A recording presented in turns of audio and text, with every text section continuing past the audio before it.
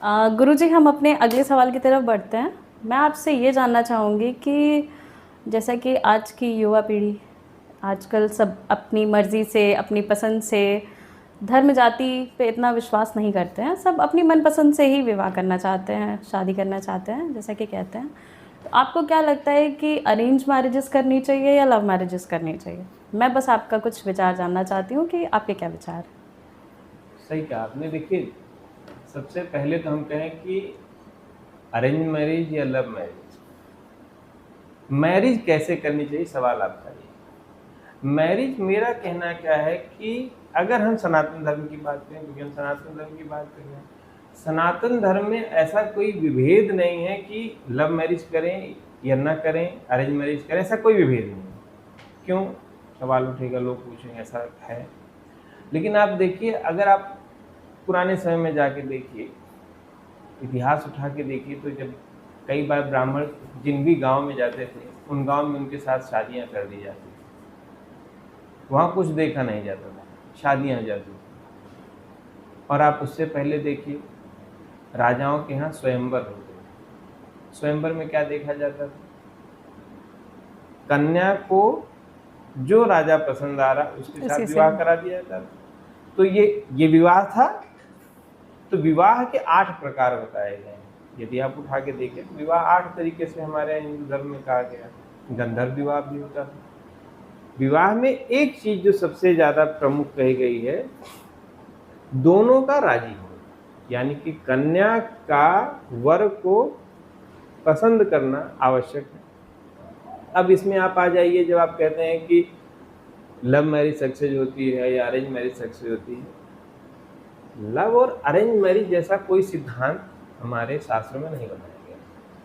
तो शास्त्रों में बनाया क्या गया, किसके ऊपर हम भरोसा करें? शादी करने यदि हम जा रहे हैं सनातन धर्म में, तो हमको देखना क्या चाहिए? यदि देखने की इच्छा है तो आपके जन्मांक, मैं फिर आप हमेशा ध्यान रखिए जो हम कह रहे हैं कि जन्मांक के हिसाब से आप कुंडली दिखाइए।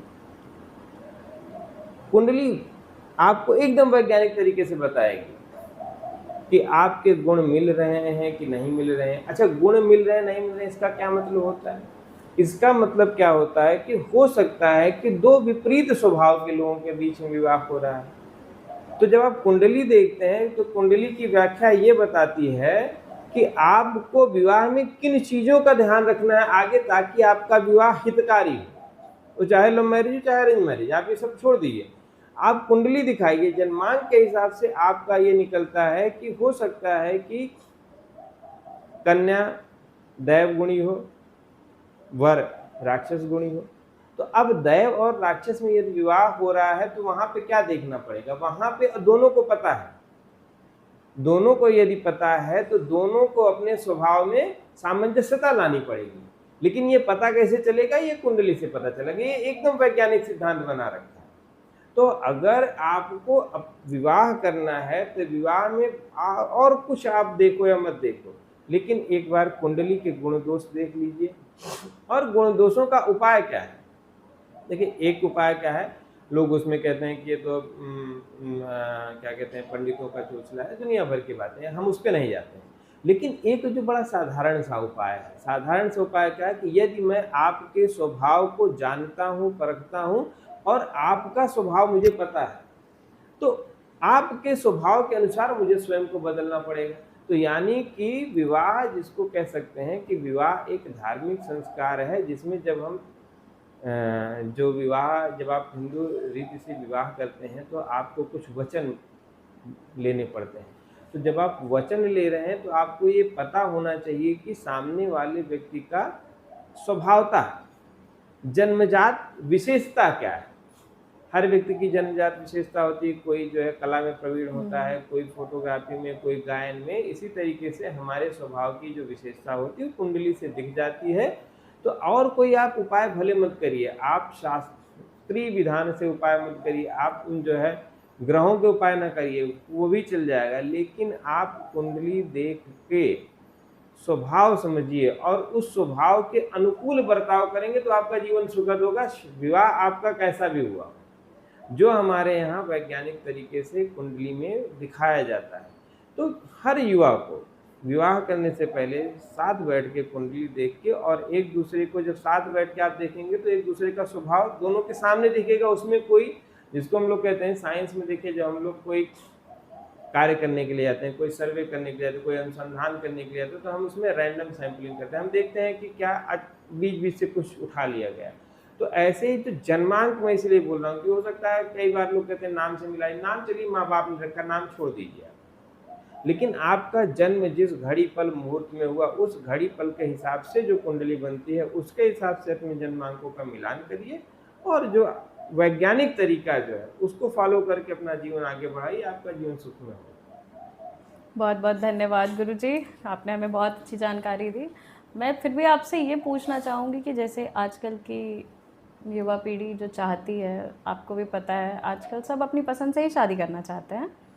सबका ज़्यादातर यही रहता है कि हमें अपनी पसंद से करनी है, हमारे पास अधिकार है, हम अपनी पसंद से करेंगे, हमारा जीवन है। बट ये रहता है माँ बाप का कि एक हमारे सोसाइटी का जो एक हमारे यहाँ बनना हुआ है कि अरेंज मैरिज करनी है, माँ बाप की पसंद से करनी है। तो थोड़ा सा माँ बाप का भी ये रोल होता है कि अगर तुमने लव मैरिज की तो हम तुम्हारा सपोर्ट नहीं करेंगे, उसके बाद के जो भी उसके डिमेरिट्स होंगे, मतलब जो भी तुम्हारे बाद शादी के बाद तुम्हारे साथ अनहोनी होगी या कुछ भी होगा तो उसमें हम तुम्हारे साथ नहीं खड़े नहीं होंगे। बट अगर तुम अरेंज मैरिज करोगी, तुम्हारे साथ कुछ भी होगा तो हम तुम्हारे साथ खड़े रहेंगे, भले उसमें लड़की खुश हो चाहे ना हो। बट वहाँ पे देखा जाता है कि माँ बाप साथ देते हैं। बट लव मैरिजेस में मैंने जहाँ तक देखा है लोगों को, वहाँ पे मैंने देखा है कि माँ बाप साथ छोड़ देते हैं। इस पे आपका क्या कहना है? हाँ, क्या करना चाहिए? इसमें तो यदि आप देखें ना, तो हम फिर थोड़ा सा अपने आप को और विस्तृत करिए। जब विस्तृत करते हैं तो हम क्या देखते हैं कि शादी कब हो रही, शादी तो आपके 18 साल के बाद ही हो रही है, जी। यानी कि आप वयस्क हो चुके हैं। तो आपके माँ बाप ने अपना जीवन कैसे जिया? आपके माँ बाप ने खुद कमाया, खुद अपना एम्पायर बनाया, खुद जीवन को जिया।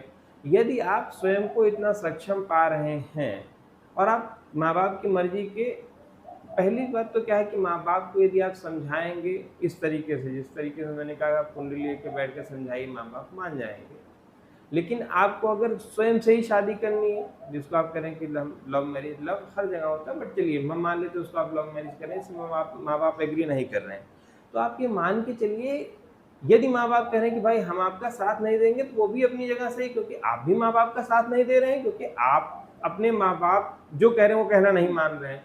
तो आपको कभी इस बात पे बुरा नहीं लगना चाहिए कि आपके माँ बाप का साथ नहीं दे रहे हैं। क्यों? क्योंकि कहीं ना कहीं हम जो चाह रहे हैं वो नहीं कर रहे हैं, वो जो चाह रहे हैं हम नहीं कर रहे हैं। फिर इसी को थोड़ा सा मैं और विस्तृत करूँ, आप यहाँ पे विदेशों का उठा के देखिए। विदेशों में क्या होता है, 18 साल के बाद माँ बाप बच्चों को अपने पैरों पे छोड़ देते हैं, आप जाइए, आप स्वयं से ही आपको जीवन जीना है। तो जब स्वयं से आपको हर जगह स्वयं से जीवन जीना है, तो यहाँ पे भी आप ये मान के चलिए कि अगर माँ बाप साथ नहीं दे रहे हैं, तो आपके पास सोशल सिक्योरिटी क्या है? विवाह के लिए, और उस सोशल सिक्योरिटी को फॉलो करिए।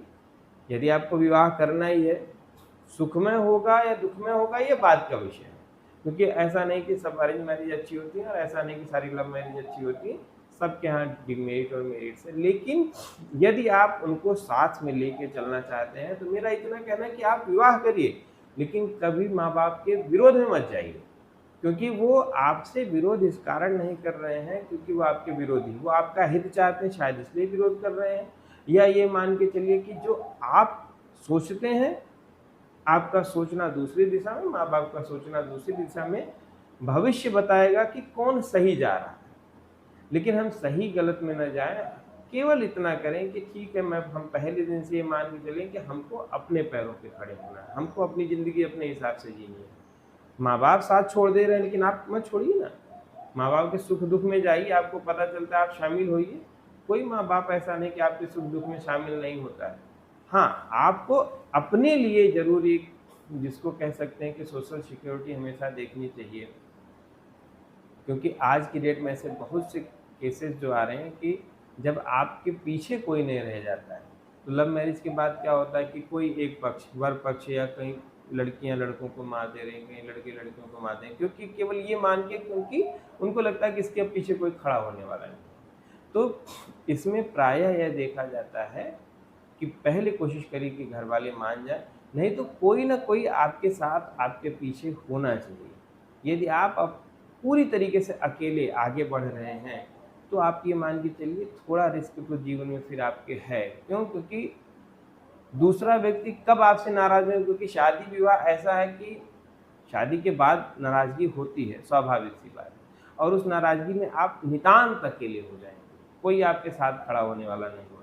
तो उस समय जब आप नितांत अकेले हों, उस समय का भी साथी आपको कोई न कोई बनाना चाहिए। पड़ेगा। तभी वो चाहे अरेंज मैरिज हो, चाहे लव मैरिज हो, तभी आगे बढ़ेगा। बहुत बहुत धन्यवाद गुरु जी।